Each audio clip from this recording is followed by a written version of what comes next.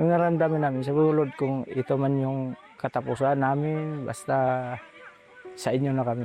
Nakikita lang namin sa TV na ganyan pala ngayon, na-experience na namin. Iniisip ko paano ko mailigtas ang pamilya ko.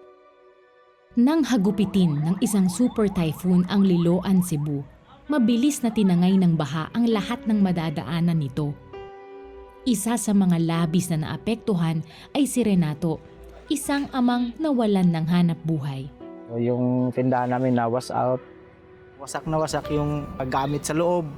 Sira talaga, yung iba nawawala na. Mahirap po talaga na sa loob ng isang buwan, wala kang kikitain tapos may pamilya ka na pinapakain mo, may anak ka pinapapaaral.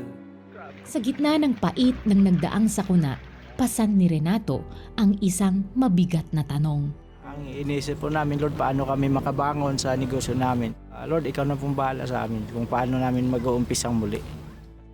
Sa kabila ng pinagdaraan ng pagsubok, pinili ni Renato na mag-volunteer nang magsagawa ang Operation Blessing ng disaster response sa kanilang komunidad.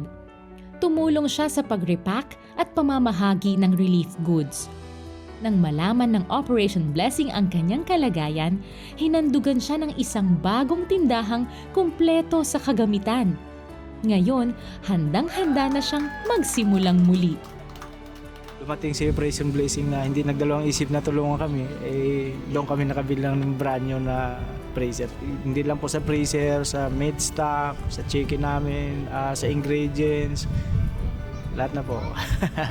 Malaking tulong po talaga. Sisikapin po namin na yung tulong ng Operation Blessings na may palago po namin. Ito na yung answered prayer na po.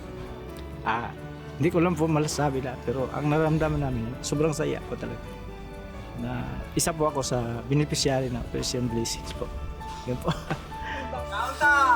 Maraming salamat sa Operation Blessing.